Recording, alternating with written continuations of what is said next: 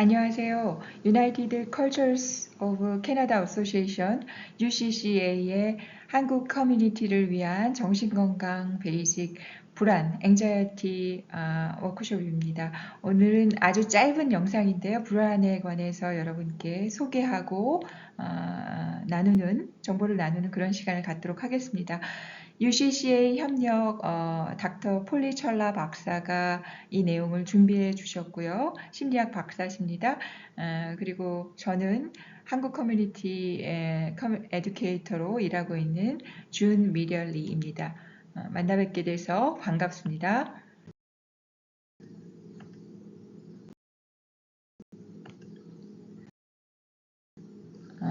먼저 오늘 주제가 불안이니까요. 불안 모르시는 분은 없죠.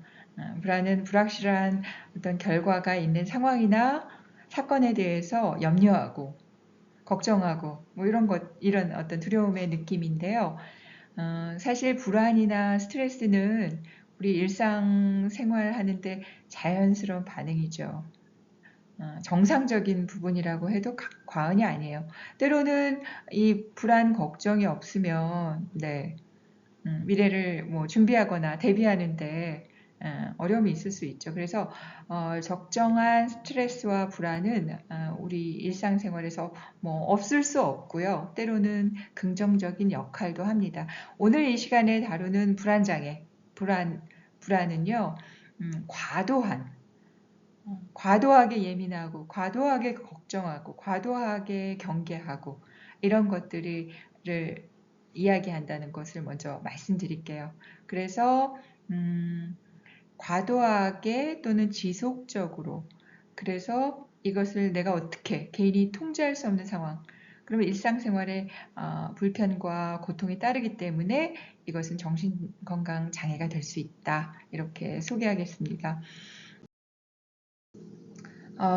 불안은 정신건강만의 문제가 아니고 이것이 신체 건강에도 심대하게 영향을 미쳐요. 사실은 정신건강하면 뭐 우울증, 불안, 또 뭐 여러 가지가 있잖아요. 근데 이 불안이 사실 가장 그 퍼센테이지가 높습니다. 그래서 오늘 이 시간에 불안에 대해서 조금 정확하게 이해하시면 보다 아주 웰빙 하는데 도움이 되실 거라고 믿습니다.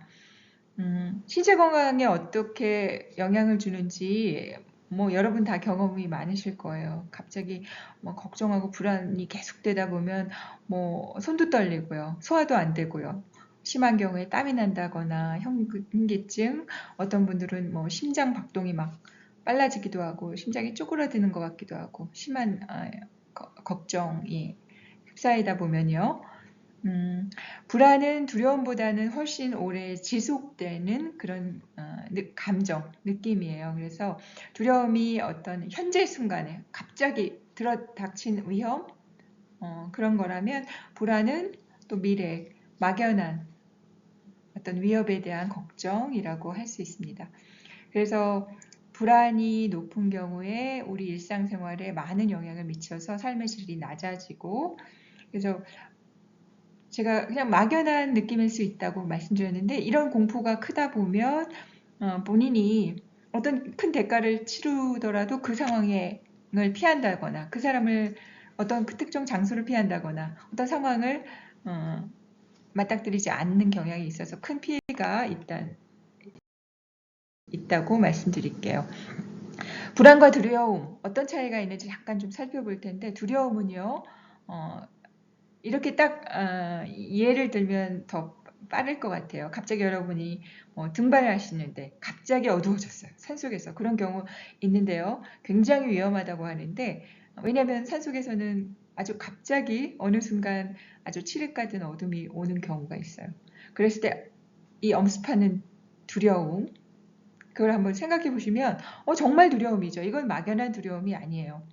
심지어는 어떤 뭐 1m 앞도 안 보이는 경우가 있어서 갑자기 어떤 동물이 아니면 뭐가 이렇게 살짝 스쳐도 흠칫 놀라게 되죠. 그럴 때 우리가 두뇌 반응이요. 뭔가의 두려움이나 어떤 특정 어떤 공격이 예상되는 그런 상황에서는 우리 두뇌 반응이 두 가지 혹은 세 가지로도 얘기하는 오늘 이 시간에 두 가지 정도만 얘기할게요. 싸움, fight to F로 우리가 표현하는데 싸움하거나 도주, flight, 도망가거나 이 두 가지 어떻게 보면 생존 본능이에요. 그래서 이렇게 두뇌가 반응하고 이런 반응이 활성화되는 건 어떻게 보면 굉장히 적절하고 필요하죠. 그래야 우리가 이 상황을 모면할 수 있으니까. 불안은 상대적으로 이것보다는 덜 특정적이고, 그죠? 덜 강렬할 수도 있어요. 그런데 덜 특정적이고 덜 강렬한 대신에 좀 만연된, 그래서 우리의 심신을 잠식하는 그런 특징이 있다고 제가 말씀드릴게요. 그래서 두려움에 비해서는 즉각적이거나 구체적이지 않을지 몰라도 계속해서 걱정하고 염려하고 해서 우리 뭐 신체라든가 우리 호르몬이라든가 이런 거에 상당한 영향을 주는 거. 예를 들면 어떤 일주일 후에 프레젠테이션이 있다. 일주일 전부터 힘든 거죠. 가슴이 떨리고 막상 하게 되면 잘 하기도 하고 혹은 너무나 이게 두려워서 해야 될 말 준비한 것들 다 해내지 못하는 경우도 있고요. 이렇게 차이를 한번 살펴볼 수 있겠습니다. 그래서 두려움은 그런 어떤 즉각적인 두뇌 반응이 있다 보니까 신속하게 효과적으로 이 상황을 모면하도록 대응하는 그렇게 될 수가 있고, 불안은 아까 말씀드린 만연된 이런 불안감 때문에 어떤 일이 발생하기 전에 회피한다거나 거기에 가지 않는다거나 심지어 본인에게 해가 되고 피해가 가도 그런 상황들을 피하는, 그래서 상당히 일상생활에 피해를 주는 이런 불안 차이가 있습니다. 미국 정신과 협회에 따르면 여성이 이 불안을 경험할 가능성이 더 높다고 합니다. 그래서 불안의 심톰, 증상으로는 과도한 걱정, 두려움 당연히 포함되겠죠. 그래서 긴장이 늦춰지지 않고 침착해질 수 없고 잠들거나 깊은 잠을 자는데 수면의 질에 영향을 주고 집중하기도 어렵고 때로는 이게 호흡이 어렵기도 하고 호흡이 불안정하거나 과호흡이 되거나 어떤 파멸감, 극도의 압도되는 느낌 이런 거 다 포함이 되고요. 끊임없이 불안한 거, 입도 마르고 아까 말씀드렸죠. 현기증, 땀, 메스꺼움, 두통, 이 정신건강의 이런 불안도가 신체적으로도 이제 나타나는 거예요. 그래서 여러분 혹시 불안이 심한 사람들, 나 너무 뭐 힘들어, 막 그럴 때, 아유, 엄살 아니야? 아유, 너무 좀 오버하는 것 같아. 혹시라도 그렇게 생각하시면 안 되고, 불안이 굉장히 높은 분들은 이게 신체적으로 여러 가지 증상으로 신체화된다는 거. 네. 그렇게 이해해 주시면 좋겠어요. 그래서 두려운 사물이나 상황을 피하니까 일상생활에도 참 피해가 심해질 수도 있습니다. 정도에 따라서는 여러 가지 불안 장애들이 있는데 하나하나 한번 살펴보도록 하겠습니다. 범불안 장애, 이거는 범이 무릎범자예요. 모두라는 뜻이에요. 우리가 뭐 범사에 감사하라 그러면 모든 것에 감사하라 이런 뜻이잖아요. 그 범자입니다. 그래서 뭐 어떤 상황, 어떤 장소, 어떤 물건 이런 것에 대해서 과도하게 반복적으로 팩트가 아닌데 사실이 아닌데 비현실적으로 과도하게 염려하는 거예요. 이것이 6개월 이상 지속되면 우리가 범불안 장애라고 합니다. 공황장애. 공황장애 아마 요즘에 제일 많이 들어보셨을 거예요. 이거는 공황 발작, 패닉 어택이라고 하는데 이것을 동시에 같이 반복적이고 예상하지 못한 상황에서 이 공황 발작이 일어나는 것, 불안장애의 한 유형인데요. 이 공황 발작이 몇 분 안에 아주 절정에 달아요. 그래서 아까 나왔는데 호흡이 아주 가빠졌다가 아주 과호흡이 돼서 그 공황 발작을 경험하는 그 당사자는 거의 죽음을 느끼는, 죽을 것 같은, 이게 뭐 오버하거나 그냥 뭐 지나치게 뭐 마음이 여려서 그런 것이 아니라 본인은 정말로 그렇게 느끼는 겁니다. 그래서 거의 임박한 죽음을 느끼게 되는 그런 것까지. 그래서 통제력도 상실되고 또 이런 경험이 있는 분들은 그거가 또 나타날까봐 이런 현상이 공황 발작이 또 일어날까봐 그거에 대한 두려움, 염려가 심대하게 크다는 거. 그래서 회피 행동이 많이 나타나고 말씀드린 대로 일상생활에 여러 가지 기능에 문제가 될 수 있다는 거.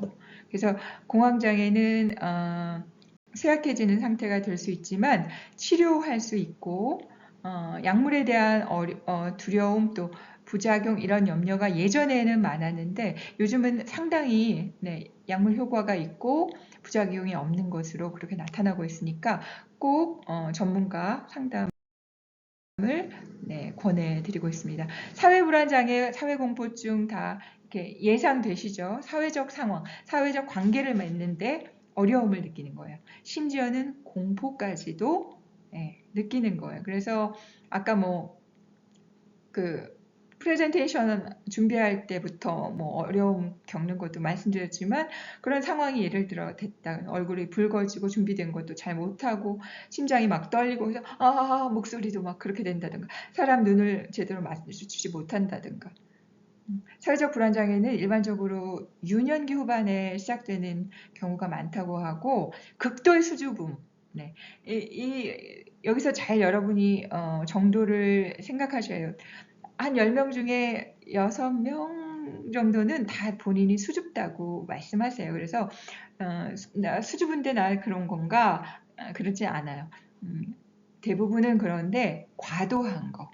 그래서 수행해낼 역할 혹은 거기에 참석하거나 뭔가를 하지 않으면 본인에게 굉장한 피해와 안 좋은 일이 생김에도 불구하고 그냥 포기해버리는 그 자리에 나가지 않는 인터뷰를 하지 않는 그것까지가 사회불안 장애로 이야기될 수 있고 남성보다는 여성에게 더 자주 발생한다고 하고요. 치료하지 않으면 이게 지속될 수 있으니까 이것 역시도 그 정도를 잘 분별하셔서 여러 가지 심리 상담에는 여러 가지 요법들이 동시에 이렇게 진행되기 때문에 이게 내 마음가짐 문제 아니야?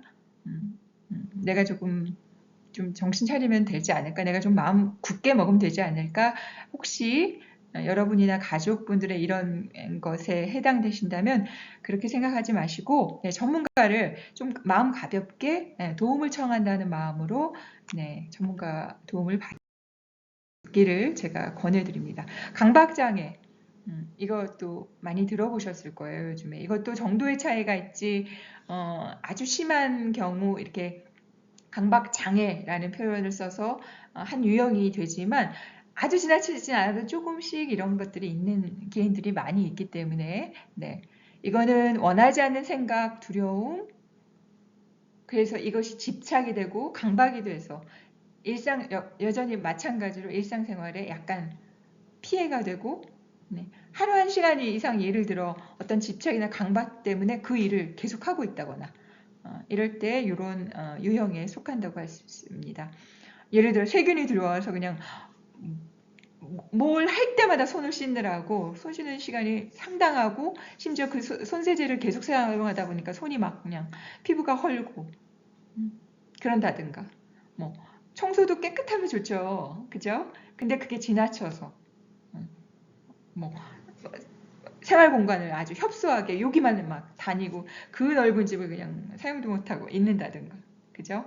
그래서 강박증이 있는 이 장애에 해당되는 사람들은 이 스트레스를 다루기 위해서 이 강박적인 집착적인 행동을 끝내야 이 압박감 해방되고 한다. 그러니까 일상생활에 굉장한 피해를 갖는 겁니다. 다음은 포스트 트라우마틱 스트레스 디소더 외상 후 스트레스 장애라고도 하고 우리 한국 사람들은 그냥 트라우마 이렇게 통상적으로 표현 많이 해요. 그래서 전쟁이나 자연재해 쓰나미라든가 아니면 신체적 폭력 혹은 그 폭력을 경험했거나 목격했거나 어떤 가장 사랑하는 사람, 가까운 사람이 그렇게 하는 것을 봤다거나 아주 심한 교통사고를 가족이 당했다거나 그걸 봤다거나 그래서 아주 충격적인 사건 때문에 그 충격으로 인해서 일상생활이 방해되고 또 플래시백처럼 그런 그 상황이 이미 지났는데도 다시 재현되는 것 같은 느낌, 그때와 똑같은 가슴 떨림, 뭐 이런 것들이 되면 우리가 흔히 트라우마, 외상후 스트레스 장애라고 유형짓습니다. 우리 여기 계신 분들은 캐나다 이민하신 분들이고 한국인뿐만 아니라 소수민족들은 뭐 캐나다는 이민의 나라라고도 할 수 있으니까 이민자들의 낯선 환경에서 적응하는 문제, 그죠? 언어의 문제, 또 자기 나라 땅에서보다는 훨씬 뭐 다 그런 건 아니지만 많은 부분 이렇게 좀 하향 평준화돼서 그 조금 더 낮은 자기가 대우받던 것보다 낮은 어떤 임금을 받는다거나, 그죠? 그리고 내가 우리 가정을 먹여 살려야 돼 이러는 경제적인 압박감, 어떤 특정 사건 사고로 인해 갖는 충격, 트라우마가 있을 수도 있지만 아주 만연한 불안감이 이민자들에게 있는 것으로 나타나고 있어요. 그러면서 고용 불안, 또 신분의 문제 있죠. 내 스테이터스가 뭐 영주권을 받는다거나 워크 퍼밋을 받는다거나 이런 신분의 문제도 굉장한 정신적인 스트레스 혹은 불안, 트라우마까지, 심지어는 우울증까지도 갈 수 있는 문제들이기 때문에 이런 경험들이 한두 번은 없는 분들이 없으세요. 이민 생활 중에. 그래서 자신의 정신 건강을 한번 체크하고 자기를 잘 돌보는 것들이 굉장히 중요하다고 말씀드리겠어요. 그리고 당연히 낯선 땅이니까 인종차별도 볼 수 있고 사회적 고립, 그죠? 문화 충격 이런 거 있을 수 있고 이런 것들이 조금 심해지면 PTSD로 고통받을 수 있고 이런 것들이 많다고 많은 연구에서 이민자들, 소수 민족 이민자들에게 있을 수 있다고 많은 연구에서 보고가 되고 있습니다. 아까 말씀드린 대로 증상 플래시백이 있을 수 있고 악몽을 통해서 재경험, 반복적으로 나타날 수도 있고요. 그러다 보니까 이런 트라우마를 상기하는 물건, 장소, 어떤 계절 이런 것들을 피하게 되고 당연히 불안 과민해지죠. 그러다 보면 어떤 에너지 레벨도 낮아지고 뭔가 하고자 하는 의욕도 저하되고 사회적인 관계를 맺는데 좀 적극적이지 않게 되다 보면 또 더 고립될 수도 있고 점점 더 사회적 활동을 철수하는 경우도 있고 그래서 이런 것들이 굉장히 중요하고 PTSD 증상이 보인다면 여러분이건 여러분의 가족의 일원이건 그냥 이렇게 아까 말씀드린 대로 나약함, 내가 좀 정신건강이 나약하다, 좀 내가 마음 먹어야지 강하게 그 정도로 생각하지 마시고 정신건강 전문가들의 도움을 받으실 것을 강력하게 당부드립니다. 여러분 도움 받으셔야 되고 도움 받는 것이 전혀 나쁘지 않습니다. 감기 걸리면 약 먹듯이 예전에는 폐렴, 감기가 심해지면 걸리는 경우도 많죠. 그죠? 예전에는 오래전에는 폐렴 때문에 죽기도 했어요. 그러나 지금은 불안장애 약이라든가 이런 심지어 우울증 약이 예전에는 약에 관해서 조금 안 좋은 인식도 있고 부작용에 대한 염려들도 있었지만 지금은 많이 좋아졌고 그런 연구들이 많이 진행되기 때문에 여러분 혼자 결정하지 마시고 전문가들의 도움을 적극적으로 받으시기를 권합니다. 그 어떠한 정신건강에 취약하다는 것에 대한 어떤 편견, 심지어 낙인, 스티그마 이런 것을 좀 불식시킬 필요가 있어요. 우리가 팬데믹 이후로 코로나 팬데믹 이후로 정신건강 문제가 아주 많이 한국인뿐만 아니라 전 세계적으로 많이 늘어나고 있기 때문에 이 문제는 개인의 문제, 그냥 우리 가족의 문제로 치부하지 마시고 같이 해결해야 하는 지역사회 문제 혹은 우리 시의 문제, 주의 문제, 나라의 문제라고 생각하시고 혼자서 해결하려고, 혼자서 내가 마음 굳건히 먹어야지, 이렇게 하지 마시기 바랍니다. 다음은 질병 불안 장애인데요. 우리 건강 불안증 이렇게 표현하기도 하고 건강 염려증 이렇게 표현하기도 해요. 그래서 가벼운 증상만 있음에도 불구하고 심각한 질병처럼 계속 염려하고 과도하게 걱정하고 뭐 어디 가는 것까지 걱정하고 먹는 것까지 걱정하고, 우리가 정상적인 아주 규칙적인 그런 검사, 의사의 조언 이건 완전히 따라야죠. 그죠? 잘 체크해야죠. 근데 그런 것에도 불구하고 과도하게 걱정하고 염려하는 것 이런 걸 얘기합니다. 그래서 일상생활을 좀 재미있고 평안하게 영위해야 하는데 이 걱정하다 보니까 이게 안 되는 거예요. 그래서 점점 삶에 그 엄격해지고 메마르게 되고 그죠? 즐거움이 방해가 되고 이런 것도 질병 불안 장애가 될 수 있다. 이 장애는요. 아동학대라든가 아니면 그 아동학대 방치라든가 극심한 스트레스라든가 혹은 극심한 스트레스를 가진 가족 일원이라든가 큰 병을 가진 가족 혹은 일원이라든가 그런 경우에 또는 어린 시절 질병이나 트라우마로 인해서 이러한 질병 불안 장애가 가질 수 있으니까 혹시 여러분이 이런 거 염려된다면 체크해 보시는 것도 좋겠습니다. 왜냐하면 저 병을 키울 필요는 없으니까요. 포비아, 공포증 이것도 여러분이 아주 예상 가능한 유형이죠. 그래서 어떤 특정 동물에게 과도하게 이게 없을 수는 없어요. 저도 뭐 예를 들어 강아지 처음에 만지는 거 두려워했었는데 요즘에 좋아졌고요. 왜냐면 어느 집이나 가면 강아지가 있어서 저도 처음에는 막 배 만지고 뭉클뭉클하는 게 그냥 온 그 뭐라 그러죠? 털이 그냥 다 서는 느낌? 그런 거 있었고 쥐도 그냥 무서워하고 그러면 과도하게 제가 또 비명을 지르고 이런 게 있단 말이에요. 그래서 없는 분이 없을 거예요. 많은 사람들이 경미하게 그런 정도의 차이는 있지만 그런 공포증이 있어요. 뭐 높은 데 올라가는 거 어떤 그래서 뭐 놀이기구 못하는 분들 그런 거 있어요. 근데 과도한 경우 여기 나와 있지만 엘리베이터를 못 탄다든가 그래서 뭐 10층을 그냥 올라가야 된다든가 어떤 직장 다녀야 되는데 그 직장이 높은 층수에 있어서 아예 그 직장을 못 다닌다든가 비즈니스 트립도 가고 해야 되는데 아예 비행을 못 한다든가 여러 개가 있을 수 있죠. 그래서 일상생활에 심대하게 영향을 미치고 피해가 된다면 이것도 공포증으로 치료를 받으셔야 돼요. 유전적인 요인이 있을 수 있고 환경적인 요인이 있을 수 있습니다. 그리고 심할 경우에 공포증은 공황 발작을 일으킬 수도 있어요. 그래서 아주 뭐 그런 거 있지 그 정도로 그냥 피할 문제는 아니라는 것이 조금 비이성적이고 비현실적으로 이거에 대해서 과도하게 공포가 있다면 치료받아야 된다고 말씀드릴게요. 몇 가지 예를 볼까요? 광장 공포증.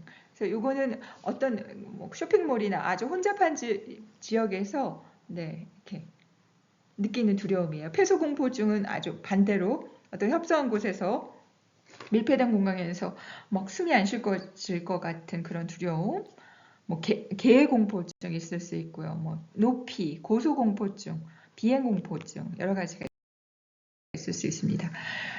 그래서 제가 모두 말씀드린 것처럼 불안, 스트레스, 어떤 삶의 일상에서 느끼는 압박감 너무나 사실은 없으면 좋겠지만 자연스러운 반응이고 때로는 이런 것들이 우리가 일상을 조금 더 대비하고 특히 이민자로서 미래를 준비하는데 긍정적인 요소도 있어요. 그러나 이게 과도할 경우에 우리의 웰빙, 삶의 질을 저해하는데 아주 심대한 영향을 미칩니다. 그래서 오늘 아주 간략하게 알아봤는데 이런 불안, 여러 가지 불안이 자신에게 있는지 좀 체크해 보시고 본인뿐만 아니라 가족 혹은 지인들 정신건강에 대한 관심 못지않게 지원을 받아야 된다는 그런 인식을 다시 한번 가지셨으면 좋겠고, 오늘 이 시간에는 어떤 대처 전략에 관해서 나누지는 못했는데 자기에게 맞는 대처 전략들에 대해서도 관심을 가지고 네, 체크해 보시면 좋겠습니다. 네, 저희 UCCA에서는 무료 정신건강 전문가 상담을 지원해 드리고 있어요. 그래서 내가 조금 무료로 이런 정신건강 카운슬링을 받고 싶다 할 때는 UCCA로 연락하셔서 네, 어떠한 그런 장벽, 두려움 느끼지 마시고 한번 도움을 청해 보시도록 네, 당부드리겠습니다. 감사합니다.